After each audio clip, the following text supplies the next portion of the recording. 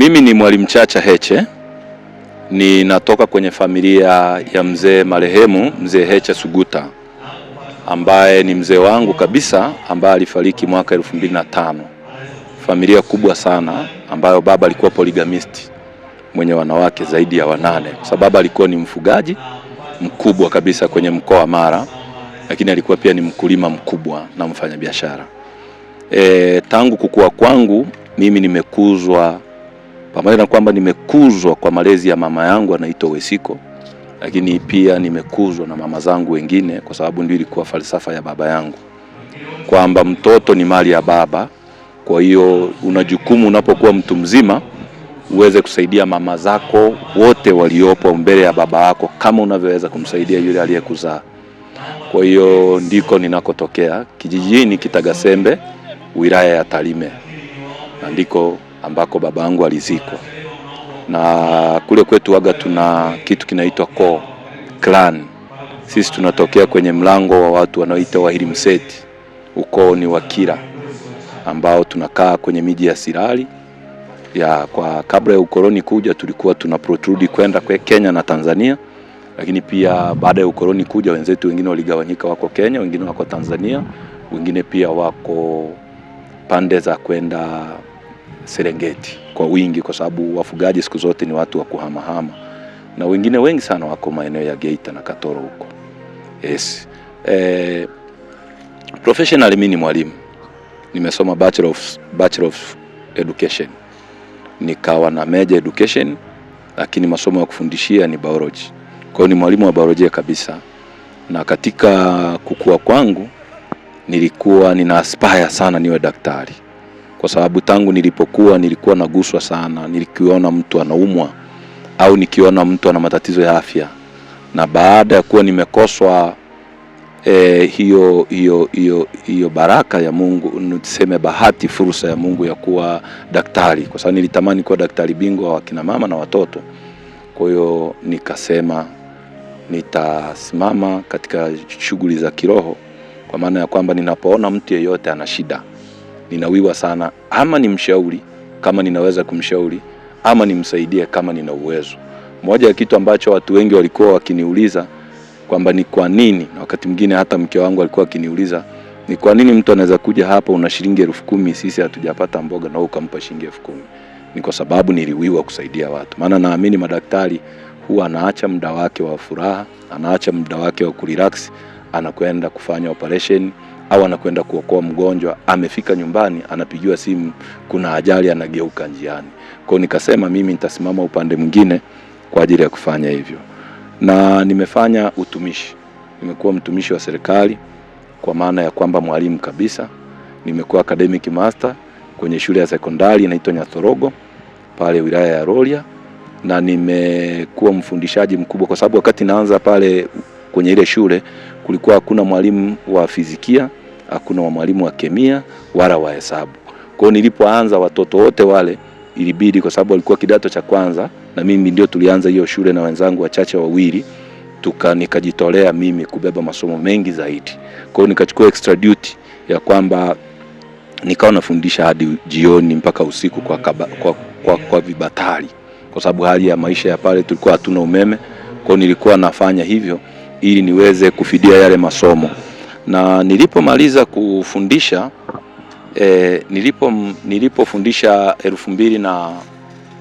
nilipofundisha mwaka 2006 nimefundisha sekondari, 2007 nimefundisha sekondari. 2007 nimefundisha sekondari, 2008 nimefundisha sekondari, 2009 nimefundisha sekondari. Upande wa historia yangu kwa hiyo kuhusu walimu, mimi ni mwalimu kabisa. Yes. Sio mtu ambaye tena ni wa kutafuta. Ninazo skills zote za walimu, na ninaposema ni mwalimu najivuna kabisa kuwa mwalimu. Nimefundisha mwaka 2006 mpaka 2010. Yes, nimefundisha miaka 5. Mwaka 2010 niliwiwa kumsaidia rafiki yangu ambaye sisi nyumbani tunamuita kaka, Mheshimiwa Freeman Mbowe, kwenye kumsaidia, kwa sababu tangu kabla sijaanza hata ufundishaji nimekuwa Chadema tangu mwaka 2000. Nimechukua kadi ya chama nikiwa sekondari mwaka 2000. Kwa hiyo nilipo na kadi ya chama alikuja mzee Bob Makani shuleni sekondari. Mimi na Mheshimiwa Heche tunasoma kwenye sekondari ya Bulima. Kulikuwa na by election kwenye jimbo la Busega.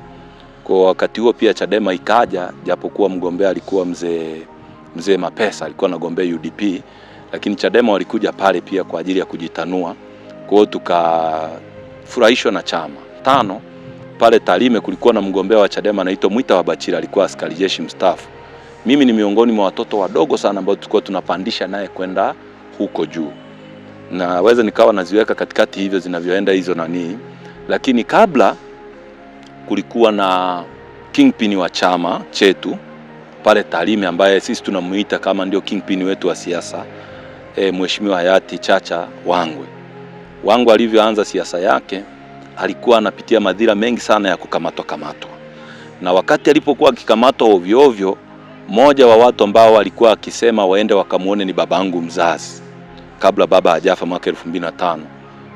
Wangwe alikuwa anakamatwa sana mwaka 2000, mwaka 99, na kama utakumbuka kuna kisa ambacho nitakiacha kati hapo, siku nyingine labda naweza nikakielezea, kwamba Lissu alikuja kwa ajili ya kumtoa kwa sababu alikuwa ameshafungwa miaka 30 akiwa na wazee wengine wakina mzee Agustino Neto Sasi na kina mzee Mang'enyi. Sasa wakati ule Wangwe alikuwa na shule ndogo, darasa alikuwa analiita Lakop kwenye barabara maarufu kama barabara ya kwenda msikitini. Kwa pale Lakop nilikuwa nina atendi hilo darasa mimi nikiwa natoka shule primary kwa sababu ya ruksa ya baba. Baba alimpenda Wangwe kwa falsafa zake. Even though wazee wengine walikuwa kimuona Wangwe alikuwa rastaman, wanamchukulia kama ni muhuni, lakini Wangwe alikuwa mtu wa falsafa sana, na alikuwa ni mfuasi wa King Haile Selassie na pia Bob Marley. Kwa hiyo tulikuwa tukienda pale tunawekewa kwanza miziki ya Bob Marley tunasikiliza, baadaye tunafundishwa namna ya kudai haki na kuwa wakakamavu. Kwenye darasa hilo mmoja wa wanadarasa alikuwa ni Mheshimiwa Heche ambaye ni makamu mwenyekiti wa sasa. Moja ya mafundisho ya Wangwe ilikuwa ni kupinga rushwa. Alikuwa anatuambia ukila rushwa ya serikali. Alikuwa anatumia lugha kwamba ukichukua fedha ya rushwa tayari utaanza kuimba nyimbo wanazotaka wao. Lakini kingine akawa anasema kwamba ukiona kiongozi anaanza kuisifu serikali ujue huyo habari yake imeisha. Kwa hiyo tulikuwa natufundisha ukakamavu, na baada ya yeye kugombea mwaka 2000 alivyoshinda udiwani mwaka 2000 alishinda udiwani kwa tiketi ya NCR, akawa anahamasisha harakati. Kulikuwa Tarime na watu wanaitwa mgambo. Mgambo ulikuwa unaumiza akina mama, wanakanyaga ndizi za akina mama, kama una ushuru watu wanakamatwa, mchirizi wa baiskeli, mambo kama hayo. Kwa hiyo Wangwe alivyokuja kuwa diwani akaanza kupinga mambo hayo. Sasa katika kukamatwa kwake sana, kila siku baada ya siku 2-3 asikia Wangwe amekamatwa, baba alisema mnaposikia Wangwe amekamatwa mnanijulisha kwa ajili ya kwenda kumuona, wakati mwingine kwenda kumwekea bond. I can remember wakati huo Tarime ilikuwa haijawa kanda maalum ya polisi. Kwa hiyo kulikuwa na OCCID na wapelelezi fulani ambao walikuwa maarufu sana. Kulikuwa na mwingine anaitwa Ditram na mwingine anaitwa Makoye. Kwa sababu alikuwa anamheshimu baba kwa heshima ya uzee, baba alikuwa akiwatumia sana kumwekea Wangwe bail ya polisi. Kwa Wangwe akiwekewa bail, baba anakaa naye, pengine anamwambia Wangwe sasa punguza. Wangwe anasema bana, hapana, siwezi kupunguza. Kwa sisi tukawa tunachukua sana memory na shule ya Wangwe. Baadaye sasa damu sasa kama alivyosema makamu leo kwamba DNA. Kwa hiyo ile DNA ikaja ikatuchukua. Alivyokuja Mheshimiwa Mbowe Tarime mwaka 2000 na nafikiri 2000 na kitu, tulimwalika kama mgeni rasmi. Kuna shule ilikuwa inajengwa inaitwa Nkende, kwa sababu diwani alikuwa ni wa Chadema wa NCR. Kwa hiyo Mbowe akaja kama mgeni rasmi. Ndio hapo watu tukaanza kuhama kwenda Chadema. Kwa Wangwe alisema tunahama wote, ilikuwa ni sauti yake ya namna hiyo. Wapambanaji, alikuwa anaita watu wapambanaji. Kwa wote tukasema sasa kingpin amesema, wote tukabend tukaenda Chadema. Lakini nawashukuru sana viongozi wa NCR wakati ule, kwa sababu NCR walituruhusu kutumia, wao walikuwa na ofisi formidable. Kwa hiyo wakaturuhusu kutumia ofisi yao kwa vikao. Kwa hiyo tukatengeneza umoja wa vyama vya upinzani Tarime na tukaanza. Sasa wangu akaja akaniambia mimi 2005 sasa wangu ameshinda, baadaye wangu akaja akashinda ubunge. Kwa hiyo akaanza kutupanga. Kaja akaniambia mimi between 2005 kwenda na 10 nitagombea udiwani Tarime. Heche atagombea ubunge Serengeti. Kwa tukaanza kwa tunamuita Heche mbunge wa Serengeti, mimi ni diwani wa Tarime. Tunajipa hiyo morali tukimuona Wangwe. Bahati mbaya mwaka 2007 tukapata pigo kubwa sana, mheshimiwa wangu akafariki kwa ajali. Nafikiri hili tukio watu wengi wanalifahamu, na kwa kweli lituumiza sana watu wa Tarime. Lakini tukamuuliza Mungu, ni nani atakayekuwa Yoshua wa leo? Kwa hiyo ndio baada ya Musa nafikiri kufariki, Mungu alimnyanyua Yoshua. Ndio sasa Mungu akamnyanyua Heche, na ndio Heche akashinda udiwani wa kwanza pale Tarime mwaka 2008. Na aligombea na mzee wetu mmoja pale anaitwa mzee Zakaria, ambaye ni tajiri mkubwa sana wa pale kanda yetu, mwenye mabasi ya Zakaria Airbus. Lakini by the time wananchi wakapiga kura, angalau demokrasi ilikuwa bado ina nafasi, angalau kidogo, pamoja na kwamba watu waliumizwa, wengine waliumizwa macho, kama pale tuna mtu ni mlemavu wa jicho mpaka leo kwa sababu alipigwa bomu. Lakini mambo mengine haya ya utekaji hayakuwepo kwa kweli, watu kubambikiwa kesi. Mimi niliwekewa kesi by the time ili tu Heche akose mtu wa kumuassist kwenye kampeni, lakini baadaye nilitoka. Kwa hiyo baadaye sasa tukaendelea na msimamo huo, na nikawa sasa moja kwa moja kuanzia mwaka 2006 nikaendelea na utumishi wangu, lakini akili inaniambia mbona pia naweza nikatumikia jamii kupitia jukwaa la chama cha siasa ambacho ni Chadema, ambacho ndio chama changu mpaka leo. Na ndivyo sasa ilivyokuwa collaboration kati ya Chadema, chama na ualimu wangu. Moja ya jambo ambalo lilisababisha nirudishe nafasi ya ualimu serikalini ni kwamba mazingira yetu ya serikali kutambua wataalamu wenye fikra tofauti ni mazingira ambayo kwenye siasa za nchi yetu hayajapata uwanda mzuri. Pengine nchi ikibadilika ikaamini kuna watu wanaoamini katika falsafa za vyama vingine na wana utaalamu wa utumishi, inaweza ikawapata walio wengi walimu kama Chacha, pengine madaktari walio wengi kama wengine, pengine itawapata watu wa utumishi wengi walio wengi ambao wako nje huku kwa sababu tu wametengwa kwa sababu ya itikadi. Kwa mimi niliona naweza kuja kusukiwa kesi, kwa sababu kuna wakati kuna mtu sitamtaja, nilikuwa nafundisha darasani. Wakati nafundisha mvua ya upepo ilinyesha. Ilivyonyesha hatukuwa na madirisha. Kwa hiyo ikabidi tusimame na wanafunzi wangu kule nyuma. Sikufurahia na hilo tukio. Ubao wote ukalowana, nimechora modeling pale, nilikuwa nafundisha transport, na nakumbuka kabisa nimechora moyo. Nimemaliza sasa wanafunzi wangu, sasa nataka nijipinde, you can understand uchoraji ulivyo mgumu kwa kutumia chaki. Nimefanya labeling tayari kwenye ule moyo. Sasa najipanga kuambia wanafunzi wangu kwa nini ventricle ni hii hapa, ni ukuta wa hii ni mwembamba, huu ni mpana. Mvua ikanifutia kila kitu. Kwa kweli nilikasirika sana. Nikawauliza wanafunzi, kwa tabia hii ya watu kuwa na magari makubwa na sisi tunakosa madirisha, wazazi wamejenga darasa angalau mpaka kuwezeka paa, serikali imeshindwa kutuwekea madirisha. Sasa mmoja wa watoto aliyekuwa mule alikuwa ni mtoto wa mheshimiwa diwani. Kaenda akasema, mwalimu anatufundisha kuchukia serikali, anatufundisha siasa. Baba yake akatengeneza kikao na shukuru baraza. Lakini nashukuru Mungu kwamba wazazi walikaa upande wangu, kwa sababu nilikuwa nabeba vipindi vingi pale shuleni extra, na nilikuwa siombi malipo. Sasa yule mzee ambaye ni diwani akaona kama lile tukio limekuwa zito, lakini lengo ilikuwa nifukuzwe. Nikasema pengine siku nyingine watatunga jingine, waacha mimi nijisalimishe nikae upande mmoja, kama ambavyo inasema kwamba usitumikie mabwana wawili. Kwa hiyo nikaamua kukaa upande wa Chadema kwa sababu ni chama nilichokipenda sana tangu, kama ninavyokuambia kwamba mwaka 95 nikiwa mdogo sana, nikiwa primary, tulikuwa tunamsukuma mgombea udiwani wa Chadema wa wakati huo alikuwa anaitwa Mwita wa Bachira, kutoka mjini mpaka kwake sehemu inaitwa Mogabiri. Kutoka Tarime kwenda Mogabiri ni mipando tu. Tunarudi nyumbani wakati mwingine tumenyeshewa, kwa sababu wakati wa kampeni Tarime miezi ya 10 hapo ni muda wa na mvua nyingi. Kwa tunaenda nyumbani tumeroha, viatu vyote ni tope, tukiwa na Mheshimiwa Heche ambaye ni makamu, lakini hatukuwahi kujuta pamoja tumenyeshewa. Kwa hiyo ni kitu tulikipenda Chadema. 95 tunamsukuma yule mzee mpaka kwake nyumbani, tunakimbia nyuma yake. Kwa hiyo sisi ni miongoni mwa watoto ambao walikuwa nakimbia nyuma ya gari za chama. Kwa hiyo hata leo mimi ndio maana nikionaga watoto wameguswa na chama huwa najisikia raha sana, kwa sababu nawaona viongozi wa kesho, Chacha mwingine wa kesho, mwenyekiti wa mkoa mwingine wa kesho, labda ambaye atakuwa anajua hichi ni chama changu nilichokipigania tangu zamani. Mwandishi, umeniuliza swali zuri sana.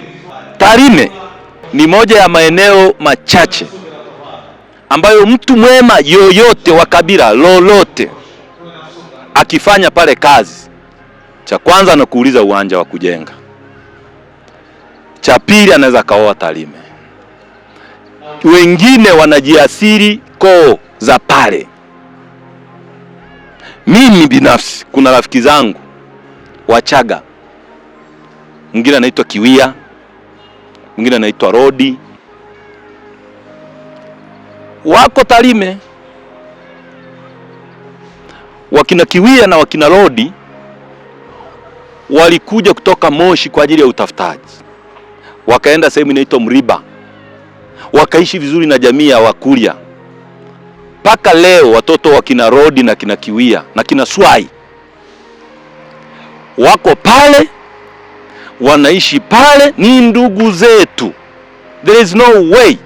Na kitu Wakuria hawaruhusu ni kufanya segregation ya mtu kwa sababu ya kabila analozungumza. Sana sana sisi watu tuna struggle kwamba Kusaga afundishwe Kikuria, akijue Kikuria.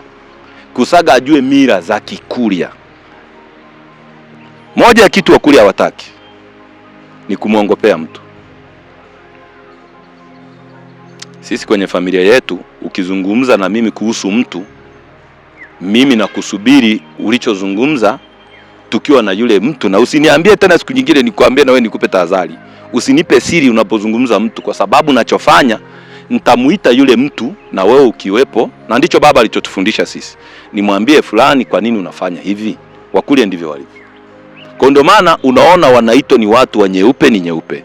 Japo kuna wengine wana DNA za kusimanga wengine, lakini ni wachache sana.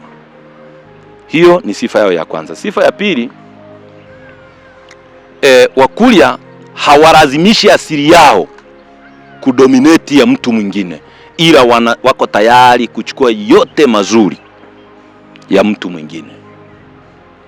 Kwa mfano saizi unasikiaga kuna watu wanatumia sana neno ukeketaji kwa ajili tu ya kuwachafua Wakuria. Brother, I can assure you, Wakuria walioipokea dini, hiyo kitu kwao haipo. Na Wakuria hawajai kufanya circumcision of the force. Wanachofanya, unashawishiwa kwenda jandoni kama mwanaume. Na tunaamini kwenda jandoni ni kama Masai ukimwambia aende kuua simba. Ni kama Mfalme Daudi alivyoua dubu na simba. Kwa sisi tunaamini ukisimama jandoni kama mwanaume, watoto wa kike ni kama walishaachwa. Ni kama sasa imebaki tu ni stori za uongo na kuzushiana. Uvichi Mwalimu Nyerere alisema yataisha yenyewe. Lakini kwenye hili la wanaume sisi tunasema ni tuko proud nalo, kwa sababu ni jambo ambalo linatupa kuondoa kwanza uoga. Ile hofu ya kupigiwa, sisi wakule tunaneno tunaita okotemi mititi hands, yani kunikanyagia miguu chini ili nikunje mkia. Unajua umbu kimkanyagia kama ni muoga anakunja mkia anakimbia. Lakini wakule tunasemaga tengo temeru mititi. Ni lugha rahisi tu kwamba usinikanyagie miguu, niambie shida yangu. Na jambo lingine, Wakuria wanapenda watu wenye mali. Ukiwa na mali Kusaga, tunatamani kukupa heshima ili watu wengine waweze kujifunza kwako, watafute mali. Mali ya halali. Ukiwa na mali ukaitumia kutukanyaga, kutunyang'anya mashamba, kufanya hivi, kufunga watu, kuwapa watu vyesi, tunakudharau tu. Na tukikudharau utuue sawa, utakuja nyumbani kwangu, wewe ni kaka yangu na una fedha zako, una sherehe yako, mimi sitakuja. Simply because umemnyang'anya mdogo wangu wa nyumba nyingine shamba bila kosa. Kwa hiyo sitakuja kwenye sherehe yako ili ujiulize kwa nini Chacha hajaje. Wewe ni tajiri hapo kijijini, umemnyang'anya mtu ambaye ni nani? Umemnyang'anya, mimi sitakuja. That's why unaona kesi nyingi za Wakurya zinaishia kwenye level of the family, kwa sababu tunaamini kwamba mtu apewe kilicho sahihi yake. Wakurya tunaheshimu dada zetu. Naomba ulielewe hilo. Dada anaheshimika. Dada anayejiheshimu. Haturuhusu dada kujisikia vibaya. Yaani dada akijisikia vibaya au akaja mmetofautiana wewe na kaka yako mwingine na mwingine, au mmetofautiana na binamu yako au na mke wako, naomba mkae chini niwasikilize. Dada anaweza akawa alishawasikiliza kupitia yule na wewe akakusikiliza. Dada waga anasema neno moja, ngambere kama Musubati. Naongea kama sasa. Musubati ni yule dada ambaye ameshaolewa. Muiseke ni yule dada ambaye yuko nyumbani kwenye marango ya mzee. Kwa dada alishaolewa, alishaenda kwake, anasema ngambere kama Musubati amangana kayo tenko gatuna. Hayo maneno siyataki. Na anaongea anaondoka. Pengine tuna sherehe, tumetengeneza nyama kama kitoweo cha heshima. Sasa ile nyama kusaga ya dada ni shingo pamoja na nyama nyingine ya laini ya mbavu, inafungwa pamoja kwa ajili ya kumpa dada, anaiacha. Akishaondoka, message dada atakaopata kwamba yale maneno hayatajirudia ni ile nyama inakimbilizwa nyuma yake kabla hajaingia nyumbani kwake. Akipokea huku nyumbani mnapata vigeregere kwamba brother, tunaomba yale mambo yaishe. Kwa hiyo dada anaheshimika. Wakurya tunaheshimu dada.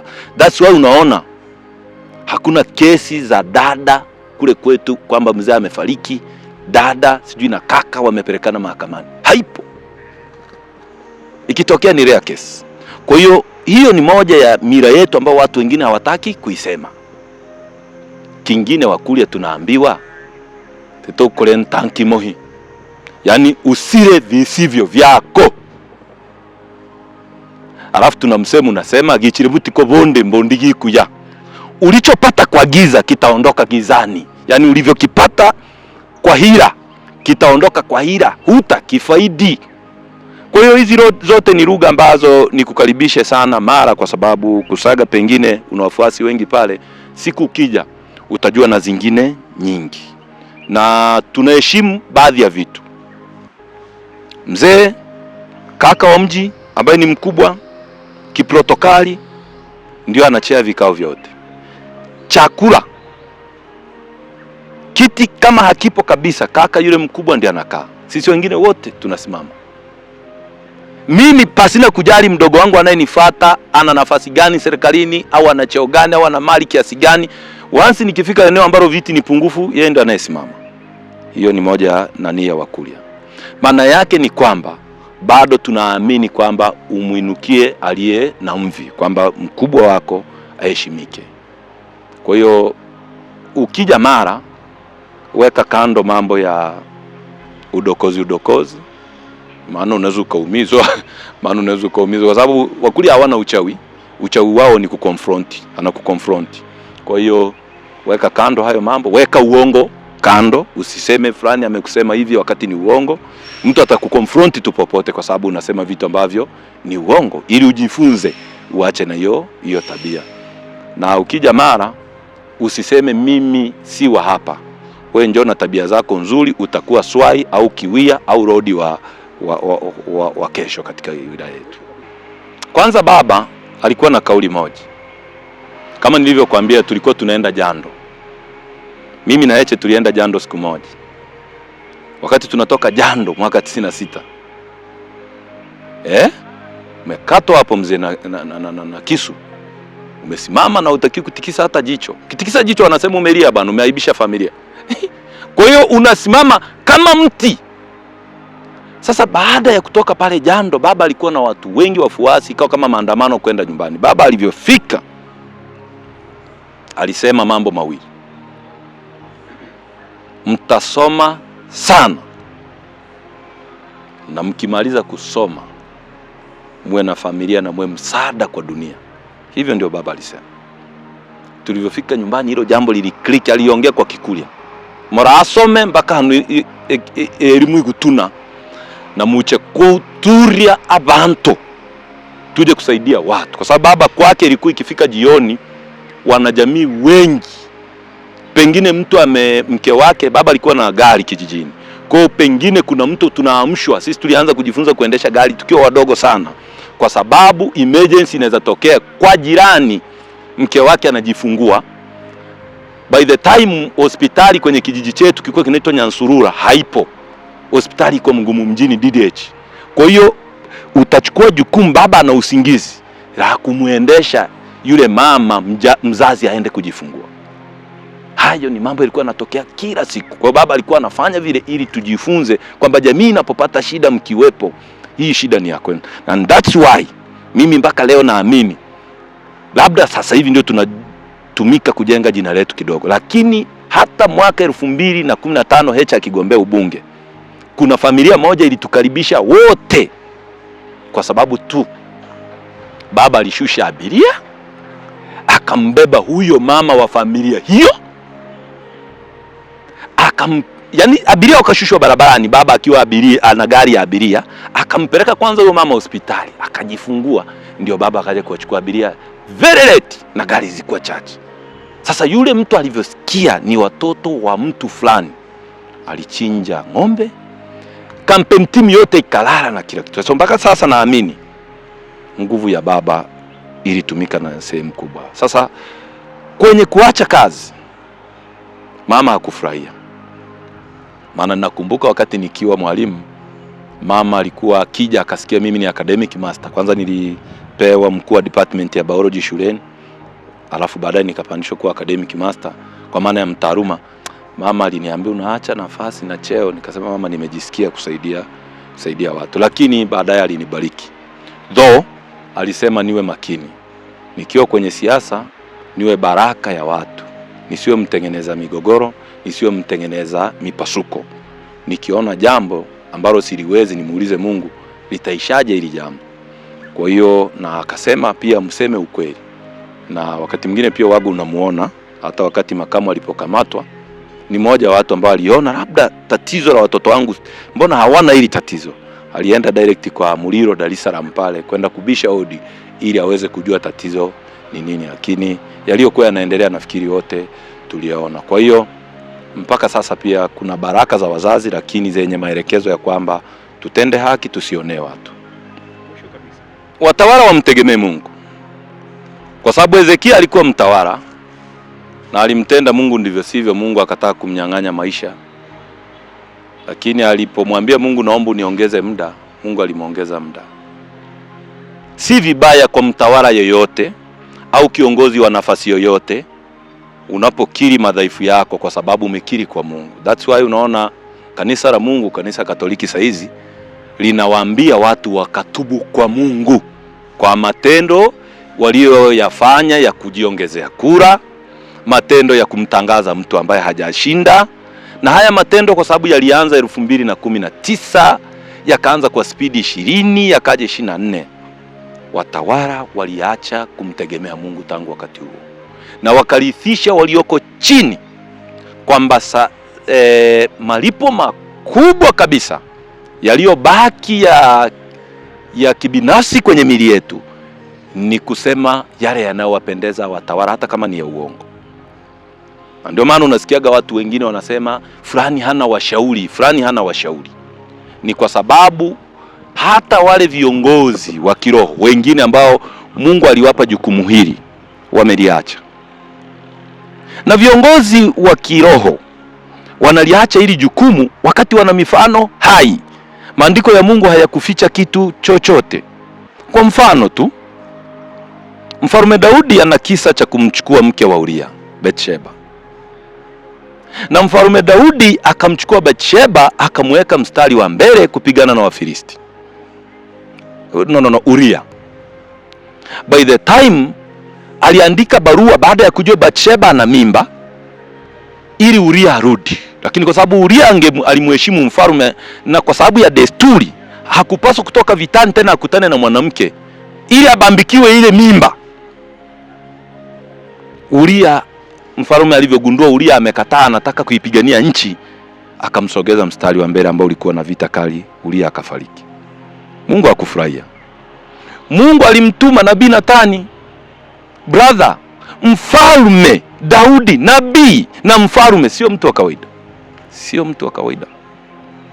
Ujue na struggle ya Daudi kwenye Sauli Mungu alipompa kisogo Sauli, kama anavyowapa watawala wengine wanaotuumiza kisogo, Mungu alikwisha muandaa Daudi. Lakini pamoja na kwamba Mungu alijua Daudi ni rafiki yangu, lakini Mungu hakufurahia na lile tendo, akamtuma nabii Nathani. Mimi wanauliza viongozi wangu wa kiroho, yuko wapi Nathani wa leo atakaye kwenda kwa Malkia amwambie watu wanaumia? Tumewatafuta hao Nathani, wapo Tanzania, ni wachache. Wako akina Bagonza, wako akina Mwamakura, wako akina Kitima, wako akina Askofu Pisa, wako wachungaji wangu wachache wa Kisabato ambao siwezi kuwataja, lakini nawajua wako chini sana, siwezi kuwataja. Pengine wanaweza kuwa Nathani wa leo wamejaribu kidogo. Lakini kingine, Musa alitumwa. Farao alikuwa mtu mwenye nguvu, lakini Musa alisikiliza ujumbe wa Mungu, nenda kamwambie awaache wana wa Israeli waondoke. Lakini kingine, Yohana Mbatizaji alijiriski maisha kwenda kumwambia Herode, umechukua mke wa mtu wa ndugu yako Herodia. Yuko wapi Paulo wale, Yohana wa leo atakayemwambia mfalme, umechukua mali ya mtu, umechukua haki ya mtu, umechukua uraisi wa mtu, huyu ndio wananchi wangemchagua, umemweka gerezani? Hakika nakwambia, ingepigwa kura ya haki, CCM na sisi viongozi wote wa Chadema na CCM tukaondoka Tanzania, tukawekwa mahali, alafu wakaletwa refari ambaye hana upande kutoka nchi yoyote akasimamia uchaguzi hapa, saa 2 kamili Lissu alikuwa rais, 2 kamili asubuhi.